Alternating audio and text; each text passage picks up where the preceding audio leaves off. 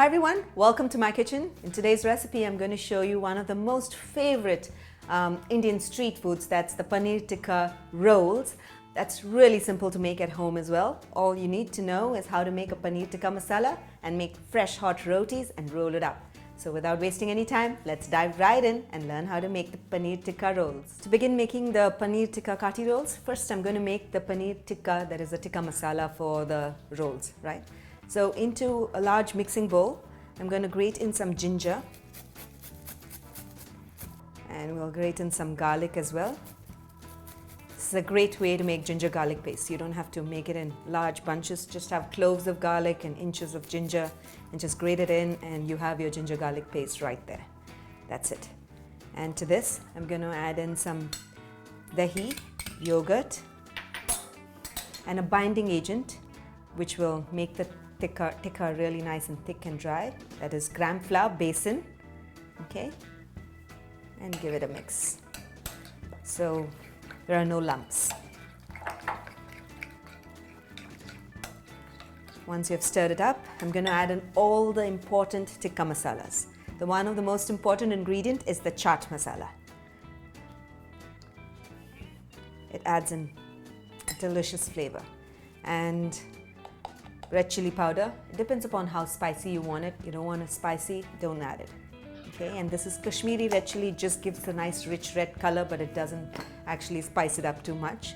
And the other is garam masala, just a pinch, not too much. And kasuri methi, extremely important, adds to great flavors into the tikka masala. And a pinch of salt. The chaat masala already has some salt, so just make sure that you add just a little bit. And then finally, the chopped paneer cubes. I've made it small so that when we roll it into a roti, it doesn't come out. That's it. We'll give it a stir and allow this paneer tikka masala to marinate for about 10 minutes. That's about it. Well, after 10 minutes, we'll go ahead and cook it in our pan. To start, into the pan, add in some oil, just a little bit so that we don't stick it in. So there are a couple of different raw ingredients that goes into a roll, but I like to just keep onions to be raw and cook the capsicum that goes in raw sometimes, and you can also cook it. So when you actually cook it, it gives a nice caramelized flavor to the tikka roll and makes it easier to eat and bite and crunch, right? So I'm going to add in the capsicum that is thinly sliced, and we'll cook the capsicum until it is nice and soft, right? This takes about 4 to 5 minutes on low heat, low to medium heat. So once it becomes soft, we'll add in our Paneer Tikka Masala and then cook it through as well. Notice that after about 3 to 4 minutes, it's got a beautiful caramelized texture on the top and it's become nice and soft. This gives great taste to a kathi roll. Do make sure you do this process because this is so important. And to this, we'll add in our marinated tikka, Paneer Tikka Masala. And we'll just cook it up until it's dry. Don't add water, anything, because we added besan, which is gram flour, which is a binding ingredient. It actually, holds the whole thing together and binds it all up and will make it dry. So give it a stir for 2 to 3 minutes and you'll notice that the paneer gets well coated and the tikka masala would be ready. Okay, so we'll just stir fry it for 3 to 4 minutes until it becomes thick. Beautiful. Notice how well coated the paneer tikka masala is. This is how it should be. Don't stir it too much. It has to be a little moist so that saucy texture will give a nice saucy finish to a kathi roll. So that's it. Now the next step is to make the rotis, cook it in ghee and roll it all up. So let's just do that. So now to make the rotis, I already have some dough that I added some salt, whole wheat flour, added some salt and kneaded it by adding little water at a time into a firm dough. So make sure it's firm so that, and it's not too soft or not too firm, just right, just like your roti atta, right? So I'm going to now dust my fingers and take a large portion. To make rolls, you need to have large portions of the dough that you have to roll out because the roti has to be a little more thick and flaky, and only if it's large can you actually make it into a roll, right? So that's how big you will make it. So it almost fits the palm of my hand. Now it depends upon how big or small your palm is, but it has to be a nice big roll, okay? So now I'm going to dust the surface with a little bit of flour and dust the dough as well. And to make a nice little, give it a layered finish to whole wheat flour, we are going to be doing a little bit of layering so that you get a nice crisp dough by adding some ghee. Okay, so I'm going to first roll the dough into a small circle, and then after that I'm going to smear some ghee.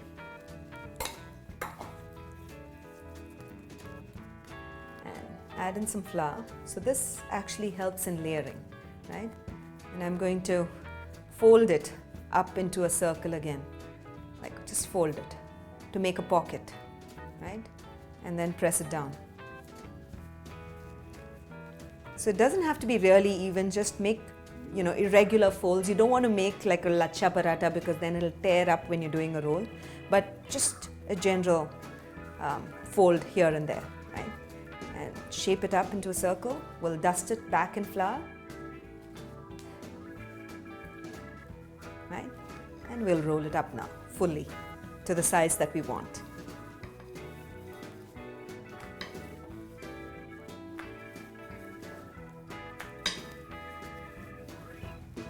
Now that I've rolled up the layered rotis, I'm going to cook them on a preheated tawa. So make sure that the pan is well heated because you want the rotis to get cooked quickly. It has to be soft yet crisp and nice and tasty. So the pan has to be preheated. If it's not heated, then your roti might become a little more stiff. Right? Perfect. So I'm going to add in the roti to this and allow it to cook on both sides for a couple of minutes. Right? So you'll start noticing bubbles coming up. As soon as you start noticing bubbles, flip it over to the other side. I'm going to flip it over and allow the roti to cook. There you go, it's puffing up, and this is exactly how we want it to be. It's not going to puff up like a fulka because it's layered and folded inside, right? So I'm going to flip it over again, and perfect. At this stage, once you have flipped it over a couple of times and you know it's partially cooked, I'm going to add in the ghee and cook the roti on both sides until it's well done and lightly crisp. Just ghee on one side is good enough because it'll get cooked through. Just keep pressing the roti towards the edges so it gets cooked through and it doesn't have any raw dough towards the ends. Usually ends are the places where the roti gets a little undercooked, so make sure that it gets cooked well.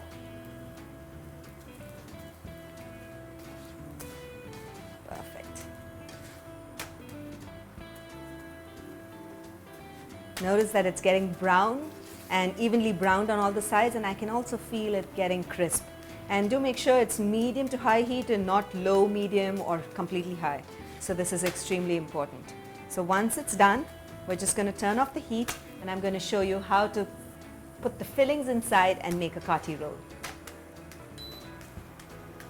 That's it, it's done. We don't want to overcook it because then it won't roll up. It has to still be soft. So I'm going to take it, place it, and I'm going to fill it up and show you how to roll it. Now that the rotis are ready and the kathi rolls are ready, I just brought all of them together.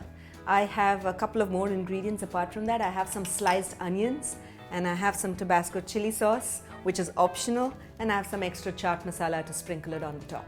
So now to begin rolling it, I am going to spoon in the Paneer Tikka Masala